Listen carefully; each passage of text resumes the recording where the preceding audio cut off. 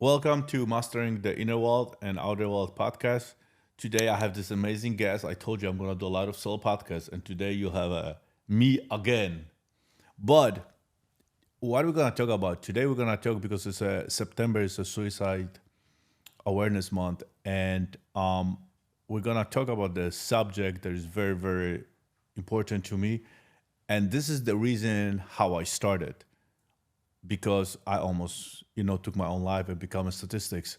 So this is to me is the most important out of all of it. Everything we do and everything I do, and this is like the kind of this was the wake up call.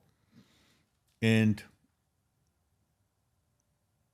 I can tell you before I started, if you're listening to this right now, it's on my podcast and you have some good stuff, some bad stuff. This is not a it's not gonna be a happy one. It's gonna be the story how it get me to almost, kill myself. And but hopefully it's gonna be a lesson. Something that, you might not even know that you might get there, or might hit you someday. And if you are in a headspace, in a space where you don't know what is going on with you. You think it's a depression, but it's not depression. Or maybe you deep in the level that you know what you don't think you are not needed here anymore. It's it's a good one. It's a good one to listen. So where do I start? How does it start? Because it's I keep saying to get to the level, like everything in life, you have to work on, and it takes forever. And the same thing with me. I did not wake up one day and it's like, oh, by the way, I'm depressed. Oh, by the way, I'm gonna kill myself. It was a process that I was not aware of it. That it was like completely like rolling inside my body, and I didn't know how to deal with it because I was always looking for validation from outside. So it started from consciously, unconsciously, from parents, from grandparents, from teachers, from priests, from coaches, from friends, from everybody else, from the childhood. But then the second I got older, I figured that, I'm going to shut the voice inside by accomplishing stuff, winning the competitions, but in sports, in swimming, getting better grades so I can prove that I'm worthy, that I'm enough, that I'm loved, that I'm not stupid. And I was keep feeding those voices and trying to shut them out by accomplishing things. That's why I got so successful so quickly. The money came in, and it's a journey that the voice that I developed for an entire life. And I try to give you some value and some information, and I'm going through my head how to present the message so it you can relate with that and you can understand because it's even if let's say if you're an addict and let's say you're alcoholic, it's like I'm gonna go to the deep, the darkest moments, but you're gonna say this is not me. But if you're still listening to this video, I think there's something in you that you can relate to it. So the first time when I have a suicidal thought, it was 2008. That was a I was in real estate. The market was crashing, and I was just winning. I was buying all the real estate at 20 cents on the dollar. I was preparing for this period for a long, long time. I got out of retirement. I was buying anything I can put hands on, and suddenly the market was not recovering. But yet I borrow all the money from my friends and from the investors, and they need the money back because the downturn took a little bit longer than expected, and I couldn't pay back. And then on September 15, when the Lehman Brothers went out of business, it completely just stopped the lending. And I figured the best way to end this suffering and the pain, which I'm gonna go on it very deeply, it's to take my own life because I could not look at all the people that I trust, and I don't want to break their trust. And I create this bullshit story, the worst story that possible is, in order to convince myself to do it. But hopefully, I found a solution, and I went on with my journey. The second time it happened again, the voices came in again when I crashed when I had a ski accident. I almost lost my leg. I was 6 months in the hospital and 13 surgeries in and out. And, I couldn't be the father. I couldn't be the provider anymore, even though financially I was the provider, but I couldn't play with the kids. I cannot do the Ironmans anymore. I cannot run. I cannot bike. Bullshit story. Again, I believe it. But then I got out of it. And, the voice kind of got quieter and keep it in. But then comes February 2021, when I'm completely on the top of the mountains. There's nothing in my life that's going bad. Nothing. I'm financially strong than ever because I made so much money during COVID. I'm finally, my divorce is final, and I got out of the very, very, I don't want to say it, but very bad relationship for 18 years. I found the love of my life. I'm spiritually healthy. I'm emotionally, mentally healthy, strong. I got connection back with God. I got a good relationship with the kids, with everybody else. So I got everything in my life that you can imagine. Financially strong. I'm sober. I don't drink. I don't do drugs. I'm completely sober. I realized that sedating, that my entire life I was sedating with work, with workouts. Then I found the alcohol and drugs. I'm sober. And I can't get out of the bed. And it's first, was the flu, and I was like, it's a flu, but then the flu, all the symptoms left, and 3 days turned to 6 days, 6 days to 10, 10 to 20, and suddenly I'm in the bed for 40, 50 days. And that's when it started. I went to such a dark place, having absolutely everything. Love of my life, 5 kids, amazing body, homes, jets, yachts, vacation all over. Like, by rules of society, I have absolutely everything. And how the hell I'm depressed? How the hell I want to kill myself? Why I want to leave the earth? And if you never spend any time with yourself because you are always living in chaos, you are always chasing and you're always looking for the new challenges, it's gonna catch up with you. And because I fit my subconscious mind with all this bullshit story, all this negativity, and the way I spoke to myself, if you ever hear my inner dialogue out loud, or if I ever treat somebody the way I treat myself, you would not believe it. Like I have the highest expectations for myself. And I truly kill myself within. So when I needed me the most, I could not get out. I believe that I'm a loser. I believe that I'm not enough. I believe that I'm stupid. I believe that I'm ugly, because my entire life, even though I learned everything from my failures, I put in my mind, and then when I needed the most, I was weak. So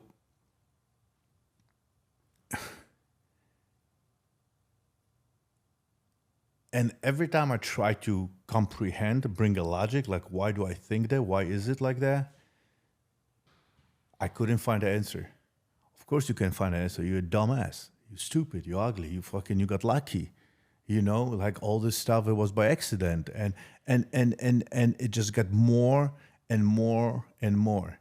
And all the compound pain of the not enoughness, of the bullying, all the emotional abuse from the childhood, from the marriage, from everything, it just would not stop. And suddenly, I start believing. And I start believing in the bullshit story that I created. And you're probably thinking, it's like, what the fuck he's still telling us this all about? Because it's like, if you're going through this right now, whatever you're going through right now, it's not true. It's not true. It's not what your parents said. It's not what the teacher said. It's not what your coaches said. It's not what your pastor, priest, friends. It's not true. We create this voice, and we are the only one feeding the voice. And I almost fell for it. In the 44 days, when, I put in a book 44 days. I don't know if it lasted 30 days, 60 days. To me, it long like a long time. I lost all my muscles. I lost completely everything. And I was ready to end my own life. And that's why you hear on the camera, there was a voice. And it's like, if you have everything and you're trying to kill yourself, I did not lost any close ones. I did not,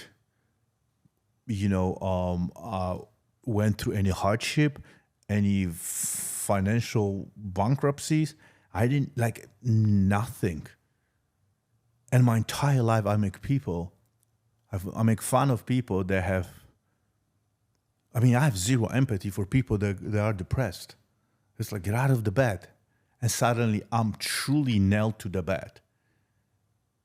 Can you imagine for 6 months shaving yourself and not even look in the mirror? I did not even look at myself.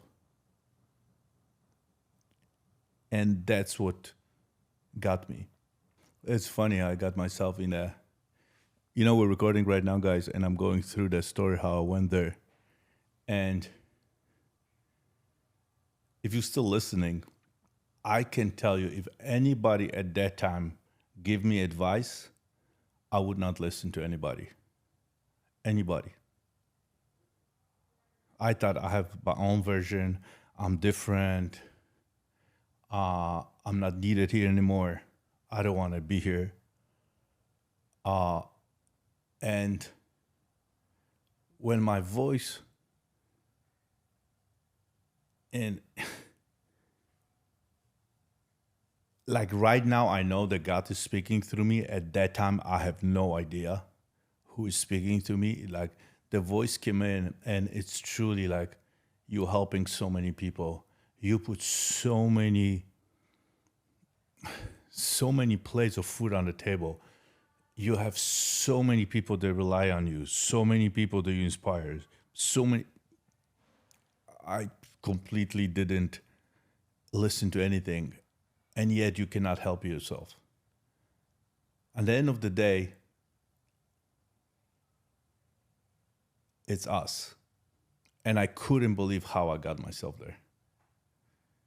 And when the voice was speaking to me, you got to share the story, you got to share the story. And I'm telling you the story right now, is literally a minute later. I got to the point that I was laying in bed when my kids were leaving. When I have a kids week on, week off, immediately, like I would wait when the garage closes. I knew that Jessica left, the kids left, that I would just scream and yell like somebody's ripping all the stuff. I'm telling you, only people that are going through really hard time right now. And I went through a lot of surgeries, a lot of physical pain, a lot of, pain that is like unbelievable, even through the work exercises, doing Ironmans. But recovery after the accident, broken bones, there's nothing more painful than emotional pain. You cannot breathe. It's your body. You believe it's the pain. Like you scream so loud, and the scream doesn't release any pain. And there's nothing, no painkiller. There's nothing there to take the pain away. I did not take any drugs in order to cut, to quiet the voice. So because I was already sober, I wasn't doing anything, and when the voice came, and literally a minute later, the same voice that told me that you're helping so many people, you cannot help yourself, literally a minute later, Jessica went through the door. She stormed through the door, opened the blinds. I was so mad. And And it's like, you got to get out of the bed. I'm like, no, I'm sick. Leave me alone. Leave me alone. It's like, you're not sick. You've been sick a month ago. You're not sick anymore. Get out of the bed. And then she said it. You help so many people, you cannot help yourself. I'm like, fuck. And this was the first time. I mean, if this is not a signal to get out of this thing, then I don't know what is.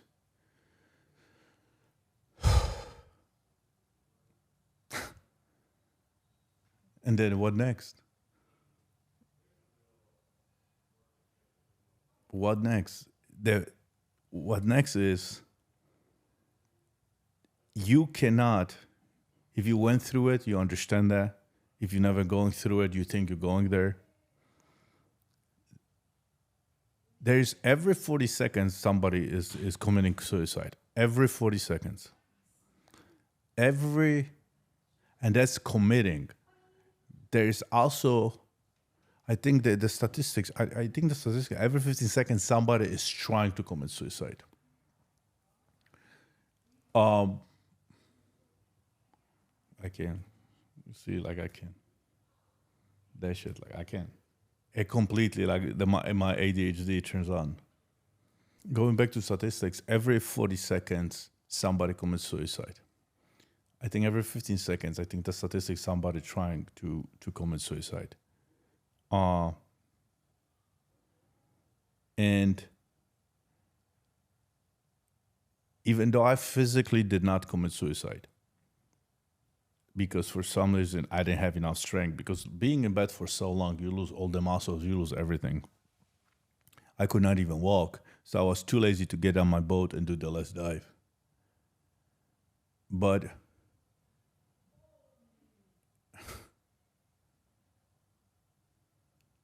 how to get out of it? Looking back now 4 years later, and the whole journey and sharing my story is, number one, tell people what you're going through. Tell people what you feel. And my recommendation is, don't do it. And I'm really, that's what I'm like. I don't want to bring more burden to my loved ones. I don't want to tell this to my parents. I don't want to bring this to Jessica. I don't want to tell this to my friends.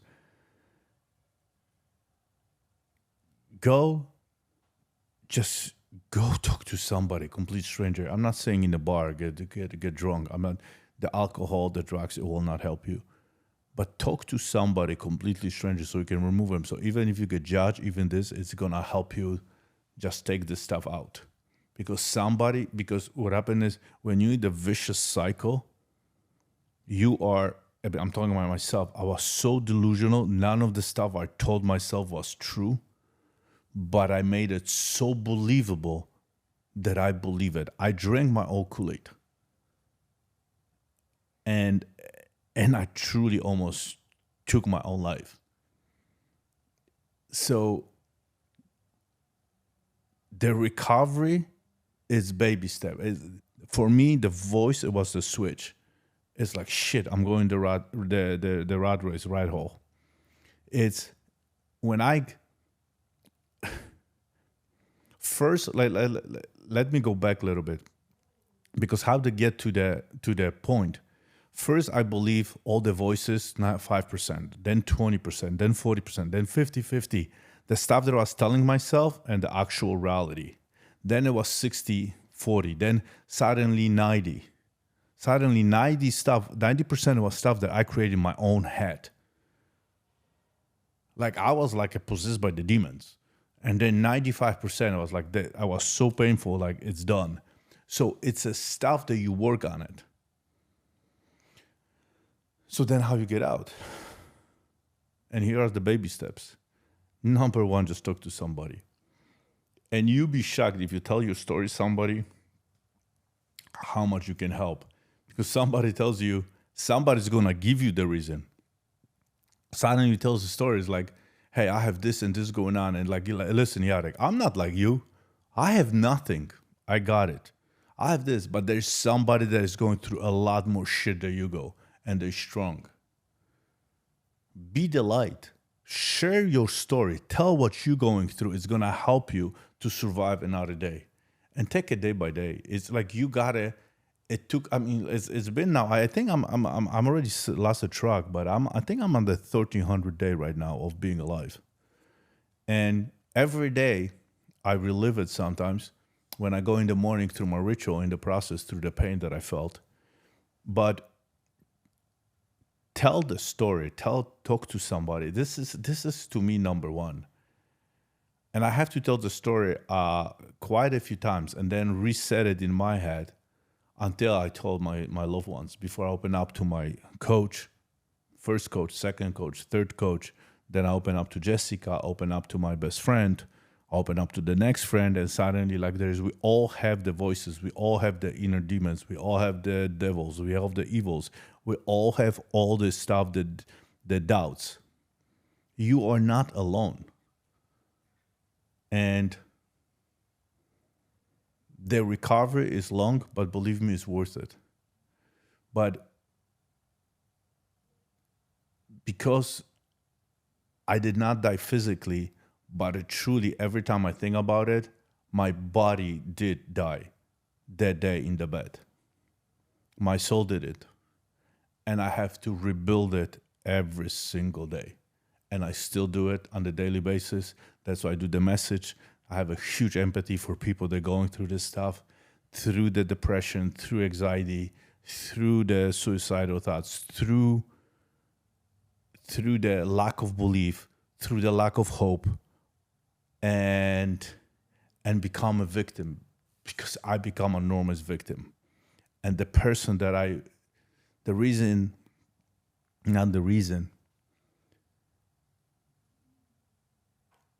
become the victim in the voice that I created.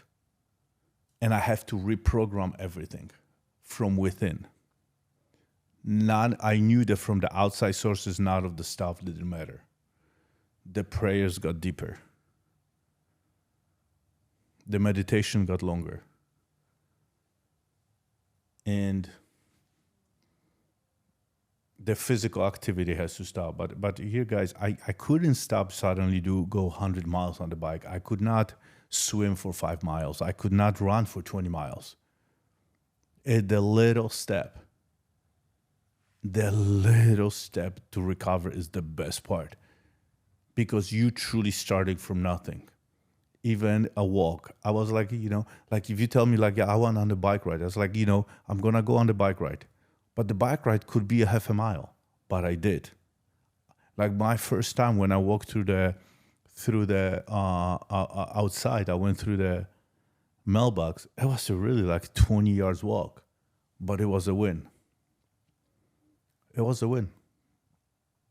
And you gotta start small, because you cannot back to the old version. Because by the way, if you start comparing how you were before, that's the old version killed you. You gotta kill the old version. You gotta start from the beginning. You gotta start building new routines, new rituals. Because truly, when you're going through the depression or you're going through the suicidal thoughts, your whole body is telling you, fuck off, I don't want to live here anymore. I think it's a Jim Carrey. When he talks about suicide and depression, that's what really he said. He said, your body is telling you, fuck off, I do not want to live here anymore.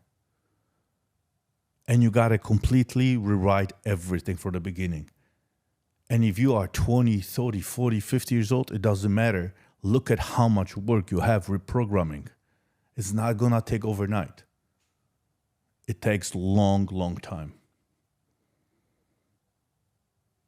That's why I do the podcast. That's why I do my social media. That's why I wrote the book. So you can join the movement and find the answers. But the most important is just you have to believe in yourself, and you gotta change your inner dialogue. You gotta completely reprogram everything in your body, your subconscious mind, and you gotta feed it every single day. Can you guys imagine? I'm now 53 years old man that is talking to the mirror like, motherfucker, I love you. I'm going to take care of you today. I look it straight into my eyes. I'm going to put the right thoughts, right prayers. I'm going to connect with you. I'm going to listen to you. I'm going to put right food, right exercises. And I look at, and I love you. I love you more than you can imagine. And I truly found the love within versus from the stuff that outside from the other people or from the other, this was fucked up from materialistic things. Because that stuff only give you for a while. I can spend the time with me for now. I can go on a date with myself for weeks now. I can be alone. I couldn't before because I couldn't even trust myself. I surround myself with the good people. So when I was going through shit, there was always somebody living with me because they were scared that I'm going to do something stupid. And I know what you're thinking right now. Fuck you. I don't have anybody. That's why I want to kill myself. You have you. You have the most important human in the world. You have you. This is who's going to save you.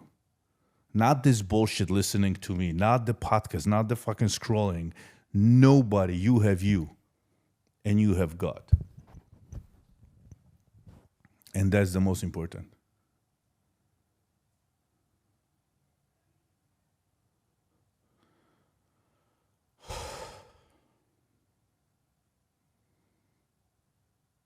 You know, September is a suicide awareness month. And if you're not going through this shit, but you think somebody is, somebody that you know, reach out to him. Reach out to somebody, some of your friends that you know what I mean, that you have not heard for a while. Or they start disconnecting. Because people, like when I disconnect from everybody, it's because like I have a guilt and a shame.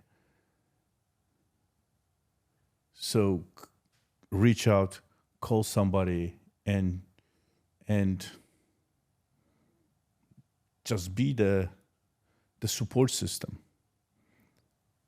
But also, if you are the one, share your story. Because somebody needs to listen like you're listening right now.